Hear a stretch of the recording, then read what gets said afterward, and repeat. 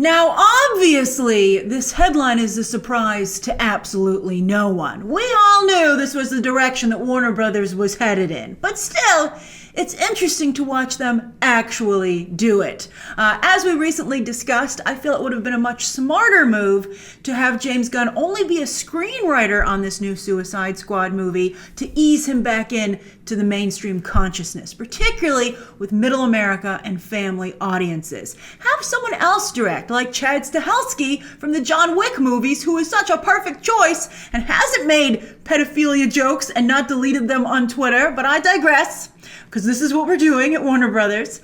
And then people would see the movie and go, you know what, it was pretty well written. James Gunn seemed real nice with his interviews as the screenwriter.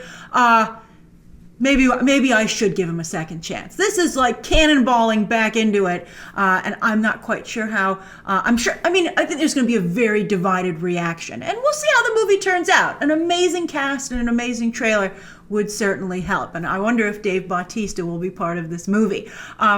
But also, with some actors, is there a question mark as to working with James Gunn? It's certainly not like a Bryan Singer-sized question mark, and I think at this point with Bryan Singer, it should be a period. Don't do it. But I think that there would probably be some discussion with your bigger stars. He didn't have any huge stars for Guardians, though, and that worked out just fine. So as Warner Brothers continues down this path, I think not a good idea, but as they continue down this path, we can continue our discussion of it. So, speaking of discussion, a lot of us have been saying that maybe DC, and maybe they should, is moving forward, leaving their past finally behind them, right? They're not dragging that, quote unquote, dead weight anymore. I liked the earlier films, but admittedly a lot of people did not. Yet, Warner Brothers is now dragging along Marvel's past, Marvel's dead weight, and that's Mr. James Gunn. Because here he is negotiating to direct the Suicide Squad, the new Suicide Squad movie, which will be called The Suicide Squad, just as Batman's being called The Batman. And this news comes just as Warner Brothers has dated the picture, and therefore is aggressively going to start moving forward and needs a director for August 6th, 2021. Now, fascinatingly, that date itself reeks of the past, because that's not only the date that the first Suicide Squad movie debuted, the first weekend of August, but it's also when Gunn's Guardians debuted, which Suicide Squad was unabashedly modeled after, even down to its release date. Now, to be fair, it was Gunn and Marvel, and obviously Kevin Feige's the one who dated it, but Gunn's the one who stuck the landing. But they're the ones who made the first weekend in August a go-to date for studio pictures that think outside the box. But it gets even more interesting.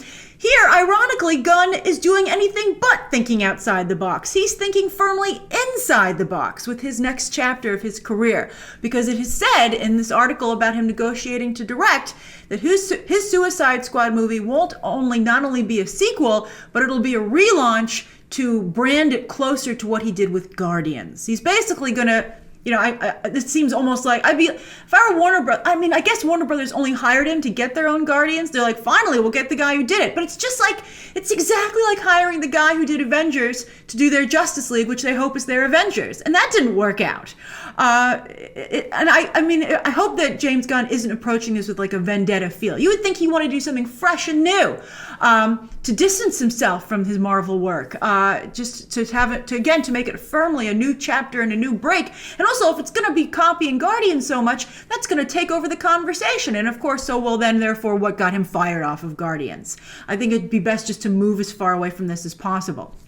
Now, speaking of Guardians, many have argued that Gunn couldn't even repeat himself for Marvel creatively with the sequel. But financially, and I think that's what Warner Brothers cares about the most, he not only repeated himself, but he outdid himself as the second film out-earned the first by almost $100 million.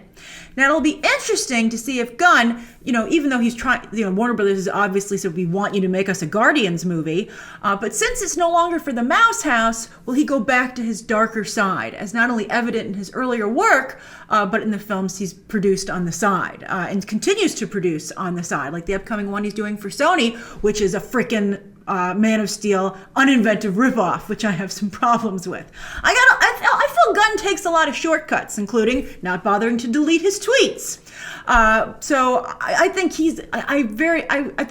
he's too big of a risk, quite frankly.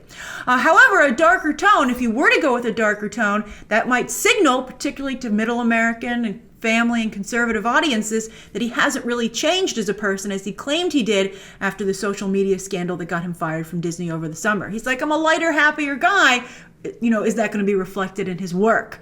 However, also staying light and happy, the DCEU has been going in that direction with great success as of late. So they might not want a darker movie either. But then again, he's making another Guardians movie, quite frankly, because they basically were the Suicide Squad themselves.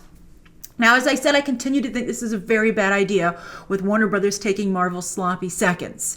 But Gunn supporters, this is where things get interesting. This is going to be this is almost like the Star Wars debate, because people are just as divided over whether or not the new Star Wars movies are any good. So it's all going to come down to the box office to be the decider, just like with Episode 9.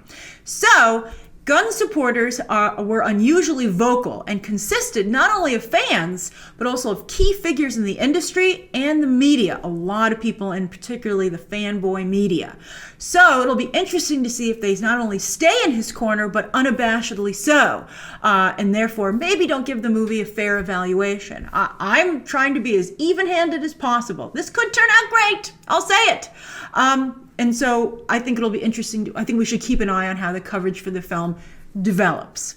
And then also, does this translate into box office, numbers? Does all the support, as vocal as it was, does that actually move, sell tickets? Because we see it all the time. Something can be quite popular online or in the press, but it just doesn't translate into actual ticket sales. So we'll see. We'll get our answer to Star Wars with Episode 9, and we'll get our answer to the James Gunn question now with the Suicide Squad. So Warner Brothers wants to ride this Bronco. Let's see if they get thrown off. So what do you think? Write your thoughts down below. This is a conversation which will continue to develop for sure, and we will continue to discuss it as it does. And of course, as always, you can check out some other videos right now.